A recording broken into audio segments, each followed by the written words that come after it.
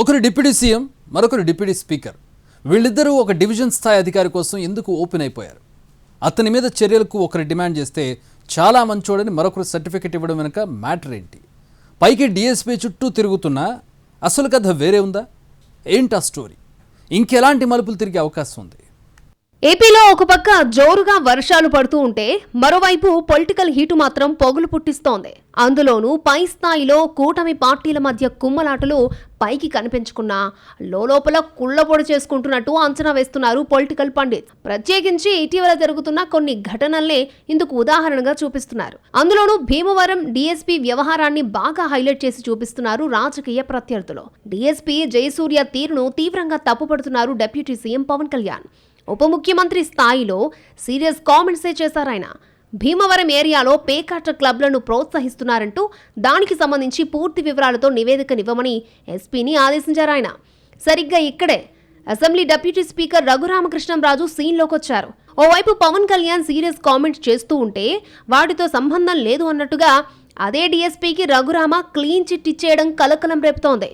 ఈ అబ్బాయి చాలా మంచోడన్న సినిమా టైటిల్ ని గుర్తు చేసుకుంటూ డిప్యూటీ స్పీకర్ డీఎస్పీ జయసూర్యకు 1కి 2 సార్లు కాంటాక్ట్ సర్టిఫికేట్ ఇచ్చేయడం వివాదానికి కారణమైంది. Is a very good officer. నేనైతే అతను మంచి ఆఫీసర్ అని చెప్పి నాకున్న నాలెడ్జ్ దృష్ట్యా, ఎందుకంటే అబ్జర్వ్ చేస్తాను కాబట్టి నాకున్న ఇన్ఫర్మేషన్ ప్రకారం అతను మంచి ఆఫీసర్ అనే నాకున్న రిపోర్టు. అసలు దీని అజెండా ఏంటన్న చర్చలు సైతం మొదలయ్యాయి. పవన్ కళ్యాణ్ కాదన్న దాన్ని రఘురామకృష్ణంరాజు అవుననడం ఏంటి? తెర వెనుక కథలేవో ఉన్నాయన్న అనుమానాలు సైతం పెరుగుతున్నాయి. ఇంతకీ విషయం ఏంటంటే భీమవరం డీఎస్పీకి రఘురామ రికమెండేషన్ తో పోస్టింగ్ వచ్చిందట. లోకల్ జనసేన ఎమ్మెల్యే వేరే పేరు చెబితే ఆయన్ని కాదని ఇప్పుడున్న జయసూర్యకు అవకాశం ఇచ్చినట్టు చెప్పుకుంటున్నారు. ఆ వివాదం అలా నడుస్తూ ఉండగానే ఇటీవల అసెంబ్లీ ఎపిసోడ్ అగ్గికి ఆజ్యం పోసిందట. మొన్నటి అసెంబ్లీ సమావేశాల్లో పరోక్షంగా చిరంజీవిని ఉద్దేశించి బాలకృష్ణ వివాదాస్పద వ్యాఖ్యలు చేయడం, అప్పుడు చైర్లో ఉన్న రఘురామ వారించకపోవడం లాంటివి జనసేన ముఖ్యుల్లో అసంతృప్తికి కారణమయ్యాయట. అసలు సభలో లేని సంబంధం లేని చిరంజీవిని పరోక్షంగా టార్గెట్ చేస్తుంటే చైర్లో ఉన్న డిప్యూటీ స్పీకర్ వారించకపోవడం ఏంటన్నది జనసేన ప్రధాన ప్రశ్న.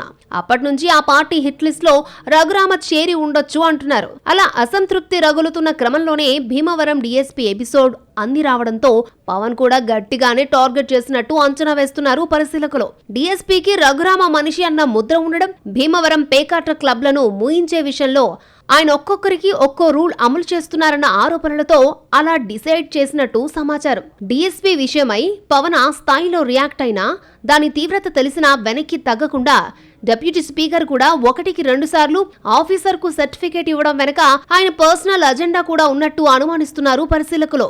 తనకు మంత్రి పదవి రాలేదన్న అసంతృప్తి ఉండి ఎమ్మెల్యేకు ఉందని అంటున్నారు. అసలు టీడీపీ నా వల్లే అధికారంలోకి వచ్చిందని, నాటి వైసీపీ ప్రభుత్వం తనతో వ్యవహరించిన తీరు వల్లే నెగిటివ్ పెరిగి తెలుగుదేశం పార్టీకి ప్లస్ అయిందన్నది ఆయన నమ్మకమట. కూటమి అధికారంలోకి రావడానికి కారణమే నేనైతే నాకు మంత్రి పదవి రాకపోవడమా అంటూ రాజుగారు అసహనంగా ఉన్నట్టు చెప్పుకుంటున్నారు. దీంతో కాస్త గిల్లి గిచ్చి తన ప్రాధాన్యతను తెలియజెప్పాలి అనుకుంటున్నారన్నది కొందరి అభిప్రాయం. కారణం ఏదైనా, ఎవరి అభిప్రాయాలు ఎలా ఉన్నా ఓవరాల్ గా ఒక డీఎస్పీ విషయంలో 2 డిప్యూటీలు బాహాటంగా మాట్లాడడం, అది ఎట్నుంచి ఎటో టర్న్ అవుతుండడాన్ని ఆసక్తిగా గమనిస్తున్నాయి రాజకీయ వర్గాలు.